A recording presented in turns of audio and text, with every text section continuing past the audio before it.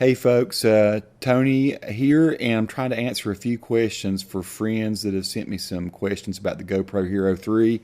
First of all, I want to apologize a little bit. Since YouTube has gone to using Google Plus for their questions and answers and interaction with people, I found it kind of hard to keep up with everything. It's just used to be so much easier when it was part of YouTube and you got your comments through YouTube.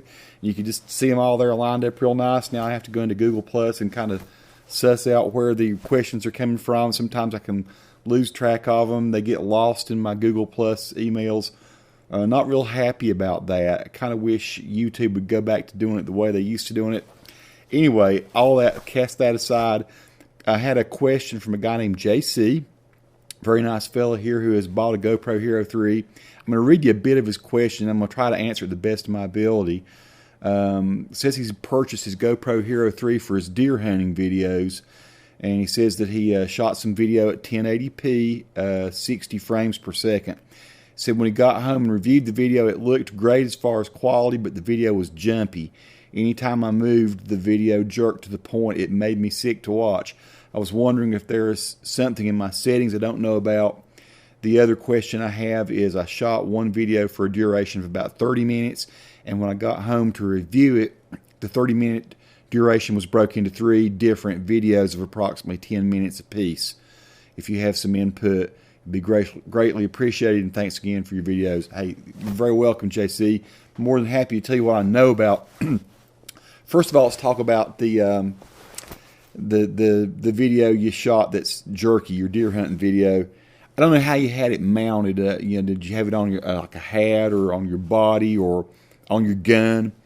There's not image stabilization on a Hero 3, but it usually doesn't bother me so bad to go without image stabilization. In other words, I carry it around handheld a lot. I would imagine if you have on some clothing or something that's attached to it and it's jerking a lot, or if you're moving through the woods on over uneven ground, that could be probably pretty unsettling. I always thought the Hero 3 would be really cool mounted to a gun if there's some way that you could, use that for. I've not done that yet. I've mounted it on guitars and stuff and other objects that were stick-like, like a golf stick, and swinging it around in a boom type way. But no, I don't know of anything in your settings that would change it and make it more steady. The only way to do that really is to stabilize the camera. A lot of times I'll put them on my car if I do rolling videos.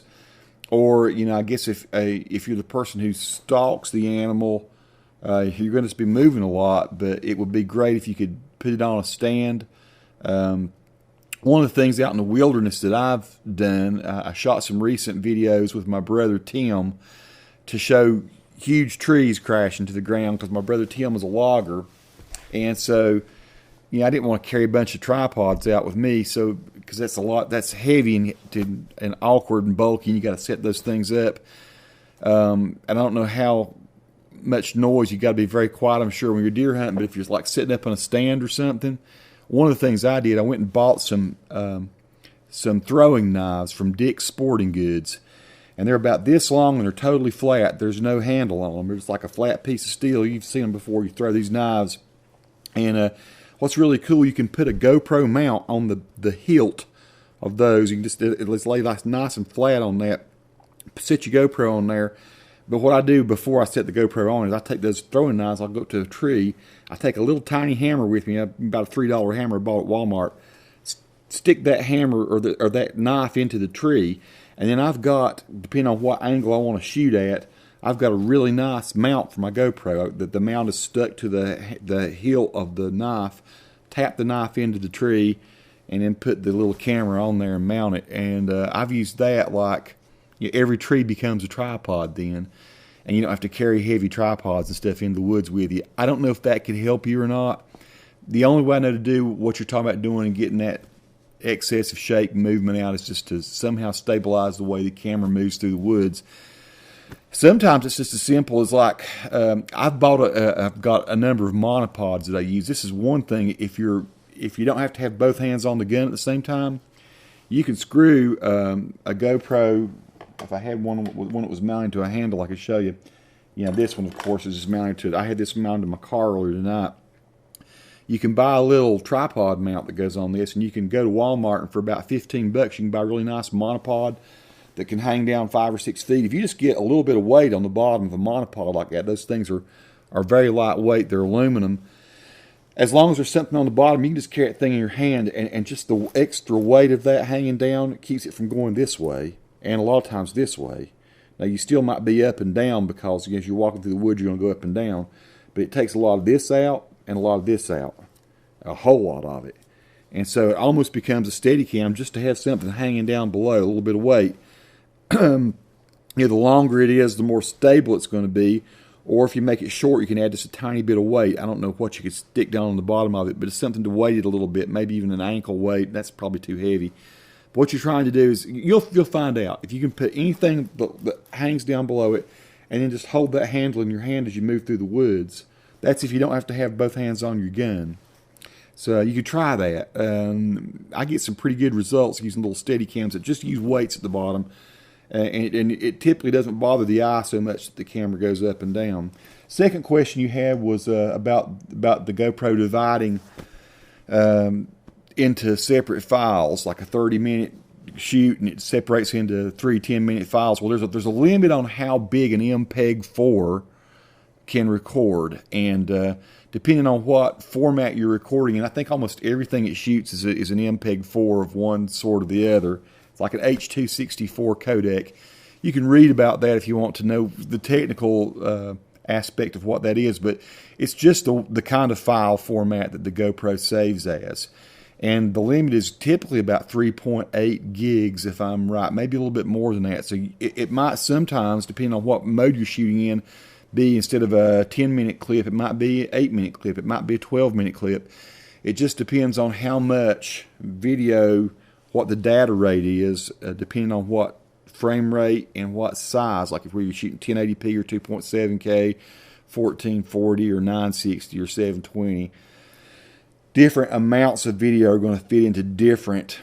I think 3.8 gigs or somewhere along in there is going to be the limit, and different amounts of time will fit into that 3.8 gigs. So yeah, there's that's typical.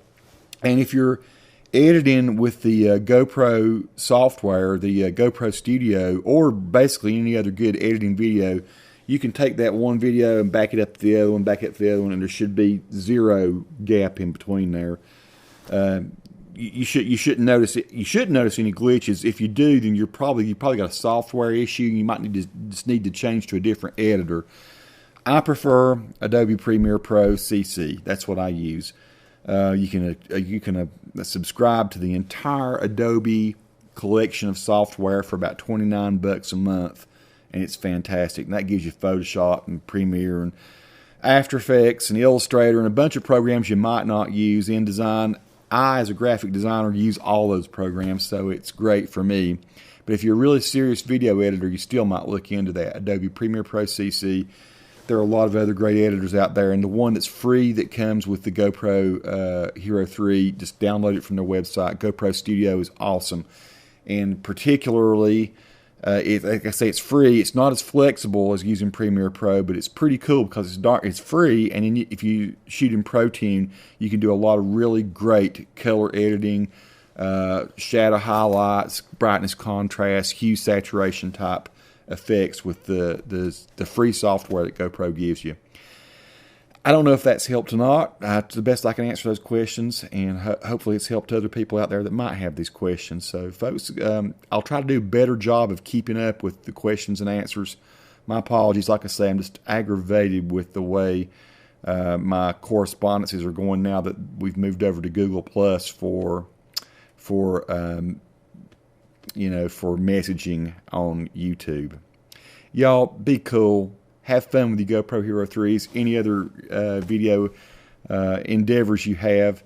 If you have any questions about other kind of camcorders, I use Sonys and Canons as well. I think people think I'm just the Hero 3 guy. I'm pretty much am. About 75% of the time now I'm using Hero 3s, but anytime I need to have a good zoom, I'm still using Canon camcorders, particularly the HF G10s, HF G20s, HFS 200s, 100s. So I'm a Canon guy too, and I've used a lot of Sony. I used to be a Sony snob, but I've sort of progressed beyond that. So if you have any questions about the Adobe Creative Suite, Premiere Pro, or any of those other programs, I'm also a web developer, Dreamweaver. It's kind of fun to get questions from folks and see if I can help them out and answer those questions. So y'all be cool. Peace to all. And we'll see you a little later on other video blogs that I have here. Take it easy.